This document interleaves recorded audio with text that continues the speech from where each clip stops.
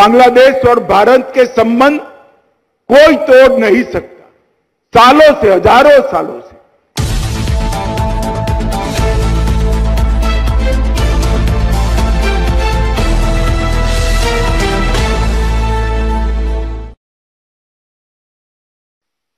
भारत के माननीय गृह मंत्री श्री अमित शाह जी को शायद ही किसी परिचय की आवश्यकता है। आपकी संज्ञानात्मक क्षमता, दृढ़ प्रशासनिक निर्णय लेने की कुशलता और संपन्न किए गए कार्यों से इस सभा में उपस्थित सभी मान्यवर परिचित हैं। अब आपसे अनुरोध है कि कृपया अपने विचार साझा कर प्रोत्साहित करें और तालियों की गड़गड़ाहट के साथ स्वागत श्री अमित शाह जी का।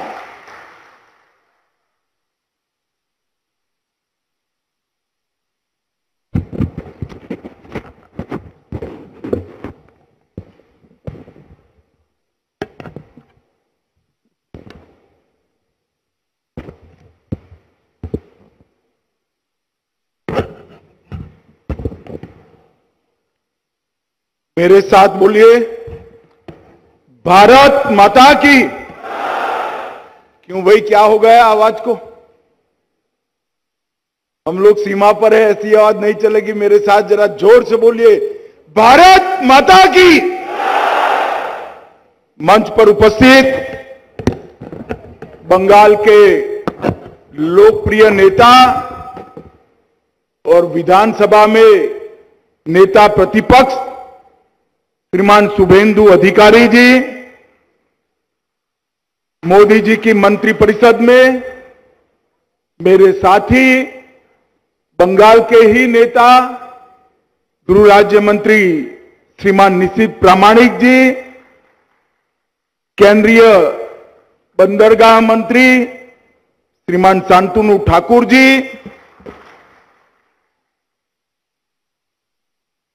लैंड पोर्ट अथॉरिटी इंडिया के अध्यक्ष श्रीमान आदित्य मिश्रा जी,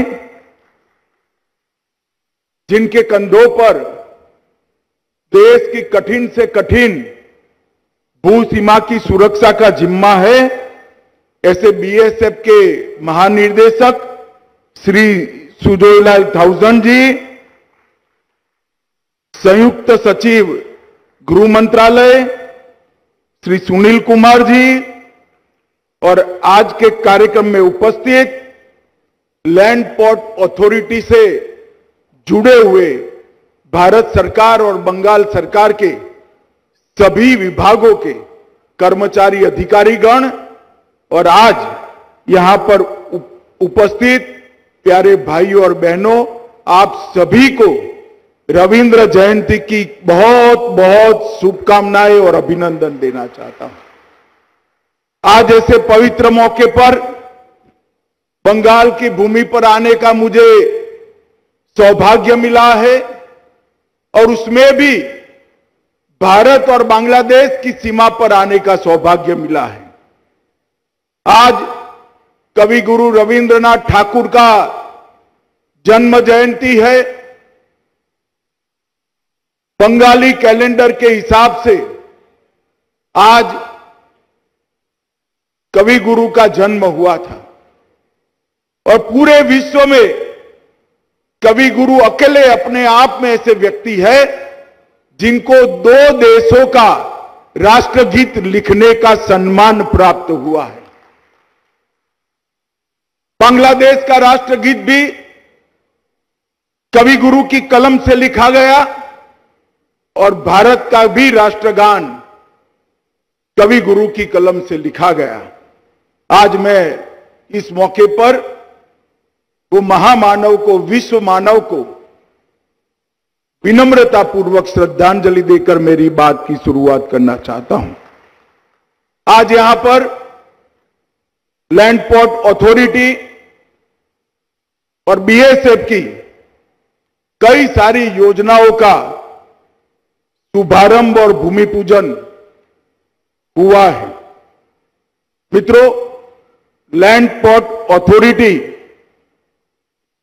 हमारी सहयोगी सीमा पर न केवल भारत के अर्थतंत्र को गति देने वाली संस्था है, इसके साथ साथ भारत के मैत्री के संदेश का राजदूत भी लैंड पोर्ट अथॉरिटी है। हमारी 15,000 किलोमीटर लंबी भूमि सीमा और दक्षिण एशिया के सारे देशों के साथ हमारे सांस्कृतिक संबंध, राजद्वारी संबंध और व्यापारी संबंध को आगे बढ़ाने के लिए लैंड पोर्ट अथॉरिटी एक बहुत बड़ी संस्था है, जिसको मोदी जी ने 2016 से एक प्रकार से नई गति, नई दिशा और नए आयाम देने का काम किया है। मित्रों, लैंड पोर्ट पोल पर मैं आज आया हूं तब लगभग प्रतिदिन 600 से 700 ट्रक का यातायात और व्यापार इस लैंड पोर्ट से होता है। यहां हमेशा अक्सर देरी की, भीड़-भाड़ की समस्या रहती थी और यहां दूसरा कार्गो गेट बनने से मुझे विश्वास है कि यह समस्या का समाधान बहुत अच्छे तरीके से हो जाएगा। हमारा फरवरी 2016 में लैंड पोर्ट कार्गो और यात्री दोनों की जो संख्या थी, जो आंकड़े थे, इसमें ढेर सारी वृद्धि 16 से 22 तक हुई है। 2016-17 में 18,000 करोड़ रुपए का जो व्यापार था वो 18,000 करोड़ रुपए से बढ़कर आज 30,000 करोड़ रुपया क्रॉस कर गया है। ये बताता है कि लैंड पोर्ट अथॉरिटी ने कितना अच्छा काम किया है। और 2022-23 में लैंड पोर्ट से लगभग 20 लाख यात्रियों की आवाजाही हुई है और पेट्रोल पोल में सितंबर 21 से पैसेंजर टर्मिनल बिल्डिंग का उद्घाटन मेरे साथी नित्यानंद राय जी ने किया और अब सालाना लगभग 5 लाख यात्री, कह सकते हैं कि हर रोज 11,000 यात्रियों की आवागमन की सुविधा इस लैंड पोर्ट अथॉरिटी के सेंटर पर हुई है। ये दोनों देशों के बीच में संबंध के लिए एक सुनहरा स्थान है। मित्रों, बांग्लादेश के साथ हमारे रिश्ते राजद्वारी रिश्ते नहीं है। राजद्वारी रिश्ते तो है ही, परंतु इसके साथ साथ हमारी संस्कृति साझी है, हमारी भाषा साझी है, हमारी कला साझी है और हमारी जीवन परंपराएं भी साझी हैं। बांग्लादेश और भारत के संबंध कोई तोड़ नहीं सकता। सालों से, हजारों सालों से एक ही संस्कृति के आधार पर जीने वाले दो राष्ट्रों के बीच में बांग्लादेश से जन्म से लेकर आज तक भारत ने हमेशा बांग्लादेश के इतिहास में बहुत महत्वपूर्ण भूमिका, मैत्रीपूर्ण भूमिका का निर्वहन किया है।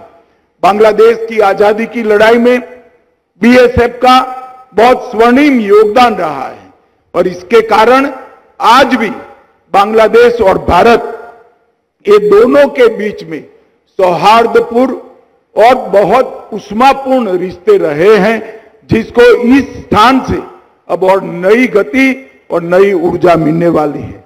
आज एक पुलिस स्टेशन भवन का उद्घाटन, हॉस्टल का उद्घाटन और बीएसएफ की अलग अलग बंगाल की सीमा पर 108 करोड़ से ज्यादा लागत से 7 अलग अलग स्थानों का उद्घाटन किया गया है।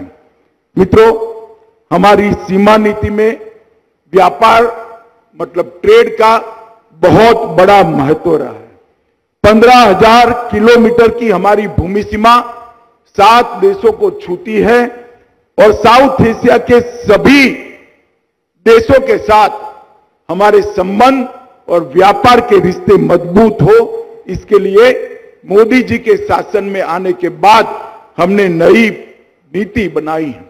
इस नीति को अगर मैं समराइज करता हूं तो पहले बॉर्डर इंफ्रास्ट्रक्चर नहीं था, कनेक्टिविटी नहीं थी, ट्रेड भी बहुत कम था, पीपल्स टू पीपल्स कनेक्टिविटी भी कम थी और बॉर्डर विलेज डेवलपमेंट भी नहीं था। आज बॉर्डर के इंफ्रास्ट्रक्चर का डेवलपमेंट हो रहा है, कनेक्टिविटी बढ़ रही है, देशों के साथ ट्रेड बढ़ रहा है, पीपल्स टू पीपल कनेक्टिविटी भी बढ़ रही है और बॉर्डर विलेज डेवलपमेंट के माध्यम से सीमा पर आए हुए गांव आज देश के प्रथम गांव बनने की दिशा में आगे बढ़े हैं। और हमारी सीमा सुरक्षा, इसकी नीति भी हमारी बहुत स्पष्ट है। सीमावर्ती क्षेत्रों में हम मजबूत इंफ्रास्ट्रक्चर चाहते हैं। सीमा क्षेत्रों के गांवों में देश के हर गांव जैसी कल्याणकारी नीति की सभी सुविधाएं हो, ऐसा चाहते हैं। और इसके साथ साथ कनेक्टिविटी गांव की सबसे अच्छी हो, इस दिशा में भी काम कर रहे हैं। और भूमि ट्रेड को बढ़ावा देकर सीमांत गांव के अंदर व्यापार और उद्योग को और लोकल फॉर वोकल के संदेश को भी मजबूत करना चाहते हैं और पीपल टू पीपल कनेक्ट को भी हम बढ़ाना चाहते हैं। मित्रों, लैंड पोर्ट्स का विकास न केवल देश के $5 ट्रिलियन इकोनॉमी का मोदी जी के लक्ष्य की पूर्ति के लिए महत्वपूर्ण है, परंतु इसके साथ साथ हमारे पड़ोसी देशों के साथ उष्मापूर्ण संबंध के लिए भी महत्वपूर्ण है। चाहे नेपाल हो, चाहे बांग्लादेश हो, चाहे भूटान हो, हर देश के साथ लैंड पोर्ट अथॉरिटी एक राजदूत का काम कर आगे बढ़ रही है। कई सारे इनिशिएटिव विगत 5 साल में लैंड पोर्ट अथॉरिटी के लिए लिए गए हैं।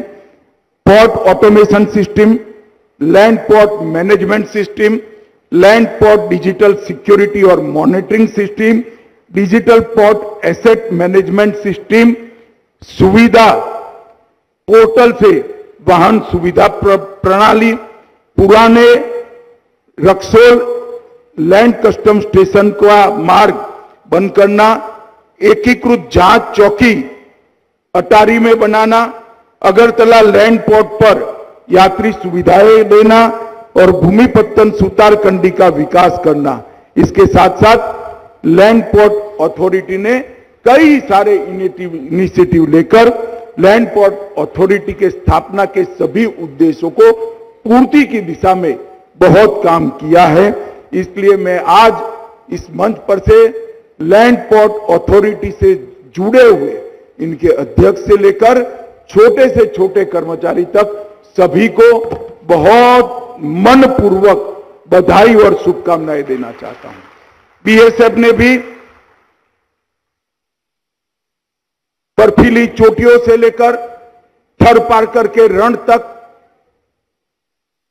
भूमि सीमा से लेकर बंगाल की समुद्री सीमा तक, नदी की सीमा तक, जंगल महल तक ढेर सारी हमारी भूमि की सीमाओं की सुरक्षा के लिए कोई कसर नहीं छोड़ी है।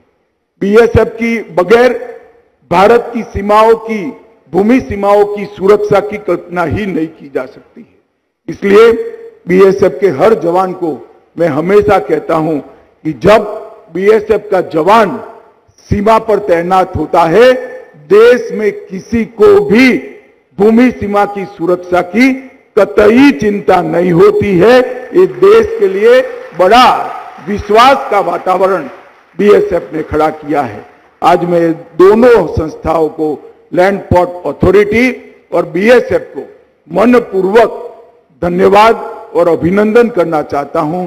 और ये कार्यक्रम के लिए बंगाल सरकार ने भी जो जो सुविधाएं इसके सुचारू संचालन के लिए हमें दी है, बंगाल सरकार का भी भारत सरकार की ओर से हृदयपूर्वक धन्यवाद कर मेरी बात को समाप्त करता हूं।